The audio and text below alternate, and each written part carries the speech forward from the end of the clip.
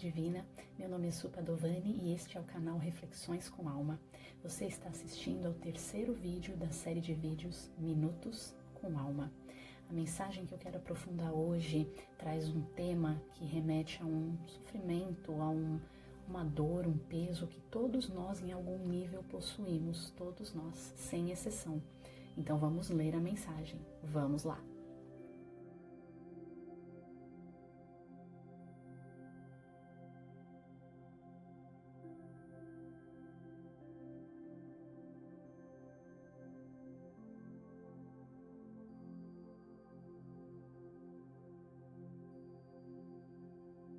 Estamos falando aqui da autossabotagem, dos processos de autossabotagem, a qual todos nós estamos sujeitos em algum momento da vida.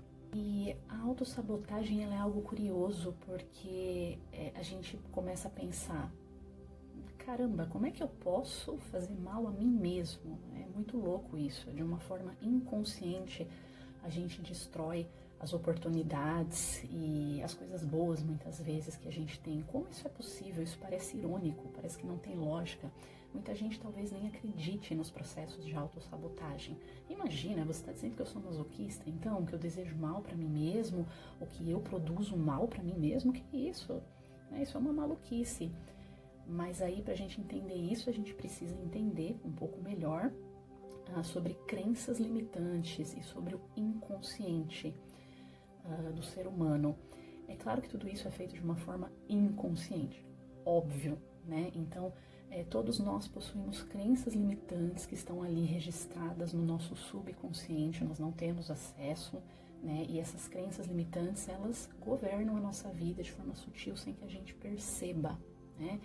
E é engraçado porque, assim, o inconsciente, ele não sabe diferenciar o que é bom e o que não é pra gente, né? Quem faz isso é o consciente, mas o inconsciente, ele simplesmente é como uma tela em branco do Microsoft Word lá do computador. O que você digitar, ele vai aceitar. Não tem um julgamento ali de bom ou ruim. Um teste simples que a gente pode fazer, que vocês talvez até já conheçam, que é um teste até engraçado, né? A pessoa chega pra você e fala assim, não pense num elefante. Não pense num elefante. Qual foi a primeira coisa que veio à sua mente? Veio uma imagem, né? O elefante. Então, o subconsciente, ele não entende o não, né? Então, aquilo que a gente capta, ele vai registrar como verdade absoluta. E a maior parte da nossa vida é governado pelo subconsciente, né? Então, essa questão é bem delicada. Pegando esse gancho agora de crenças limitantes, de coisas que estão lá alojadas no nosso subconsciente, vamos buscar alguns exemplos, tá? Então, de repente, eu aprendi que, sem querer, sem perceber, alguém me disse uma palavra má em algum momento, eu tive uma experiência ruim, né, no meu passado, e eu registrei lá na minha tela em branco do subconsciente que eu era burra, ou que eu não tinha valor, ou que eu não era uma boa pessoa, que eu merecia ser punida por não ser uma boa pessoa, né? Então isso está lá registrado.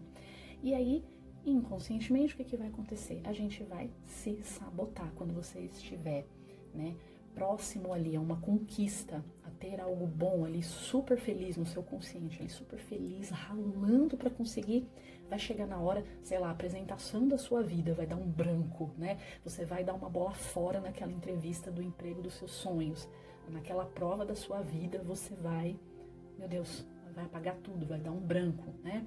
Porque isso está vindo de uma força do subconsciente, né? Uma força que nós não controlamos, né? Mas que nós podemos entender e redirecionar, né? Nós podemos sim trabalhar o nosso subconsciente.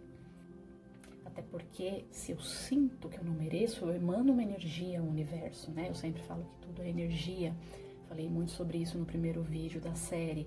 Então eu atraio a energia que eu emano. A gente é como uma antena de rádio, né? Se eu tô atraindo essa energia que está ali brotando do meu inconsciente, eu vou atrair situações que vão combinar com essa energia de falta, né? De fracasso e etc. Vamos trazer alguns exemplos agora de autossabotagem, tá? Para a realidade aqui, para a vida prática, tá? Buscando na literatura, nos meus materiais, eu levantei um exemplo, né, que eu acho que é o clássico, o mais clássico da autossabotagem, que é a tal da procrastinação, né? Por que que eu procrastino, né? E aí eu me engano, e isso é muito maluco, né? Não, eu vou fazer, eu sei que eu vou fazer, só que eu não vou fazer agora, porque agora não é o momento. A gente conta historinhas pra gente. Que historinhas será que você anda se contando, né, pra procrastinar? Né? Então a gente conta essas historinhas, a gente arruma 502 desculpas, né, para não fazer aquilo que precisa ser feito, né? Todos nós fazemos isso em algum momento, né? Ou em vários momentos. Eu até comentei no vídeo passado sobre a insegurança, né, que pode gerar ali uma preguiça, né? Então por que que a pessoa de repente ela procrastina? Ou ela começa e para, ela abandona os projetos. Esse é um outro exemplo de autossabotagem. Parece que aquilo é só aquilo para se fazer. A pessoa não consegue fazer outra coisa senão aquilo, abandonar ou procrastinar. Parece que é uma força assim que é maior que a pessoa, né? Porque tá vindo lá do inconsciente. Né? Então, por que que a pessoa faz isso? Devido a uma insegurança, porque de repente ela tem uma crença limitante lá no subconsciente dela, que diz para ela que ela não é capaz. Ela pode ter ouvido isso de alguém, como eu comentei agora há pouco, ela pode ter tido um trauma, uma experiência que ela não processou bem, ela não conseguiu superar, digamos assim, é o famoso trauma, né? Então ela acha que ela é incapaz. Então, se eu sou incapaz, é melhor nem tentar, é melhor largar. Então eu vou só para mostrar para mim mesmo que eu tô indo, que eu tô fazendo alguma coisa, que eu não tô parado, eu tô no caminho, mas eu nunca chego lá, ou continuo procrastinando, eu abandono, devido a essa insegurança, né? Então é isso que causa, isso é um dos motivos, né? Não é o único motivo, mas esses realmente são exemplos de autossabotagem, né? A pessoa tem essa crença aí por trás de que ela não consegue, ela não é capaz. Então, para não viver o fracasso, ela acaba sem querer produzindo o fracasso. Nós, né? Porque todos nós fazemos isso em alguns momentos. A pessoa, às vezes, né? Às vezes a gente se coloca como vítima das circunstâncias. Eu não tenho força, eu não consigo fazer isso. E acaba entrando nessa energia da vítima, sem querer, obviamente, inconsciente, né?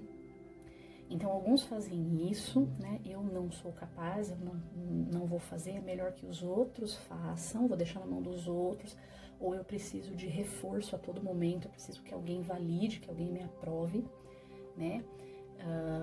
E tem o outro lado da moeda também.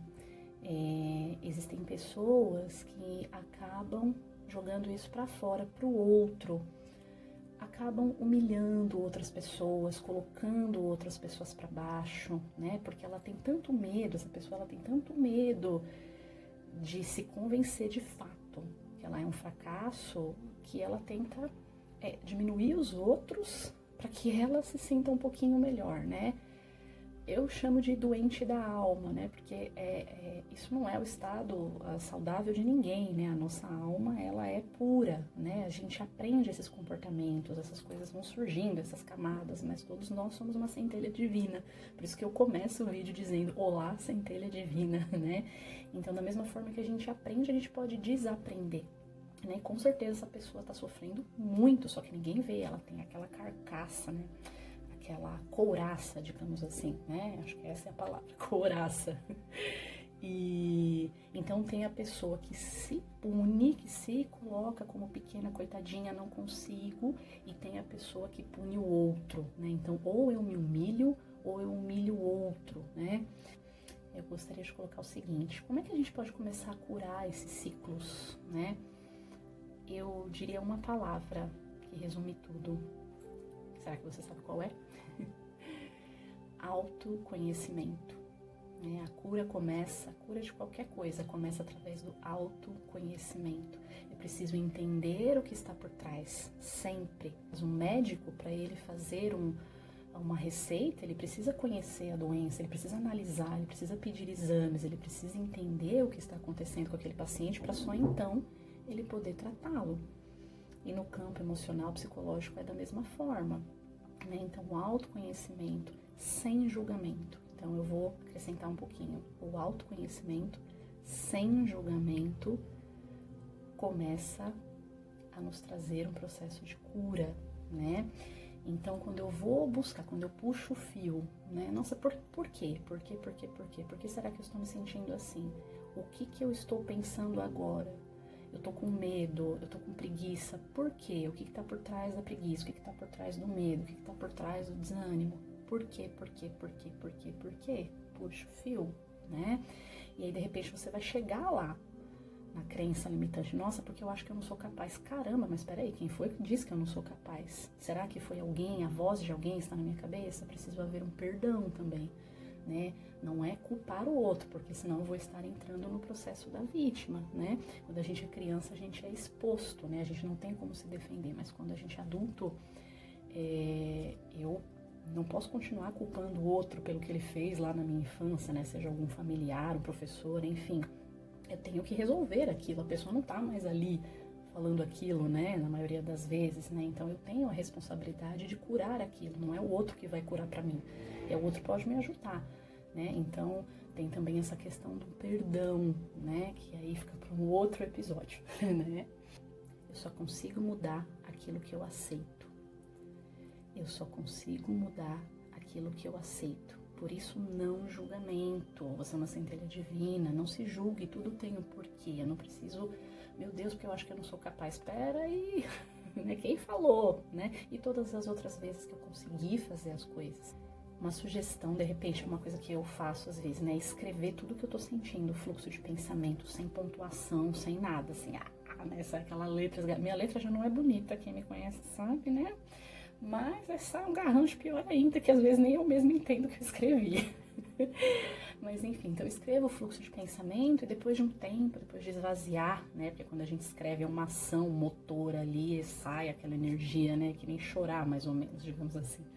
Depois de um tempo eu vou lá ler e eu leio como se eu fosse outra pessoa, como se não fosse eu que tivesse escrito aquilo. E eu, caramba, aí você consegue ter um julgamento mais frio, mais consciente, digamos assim.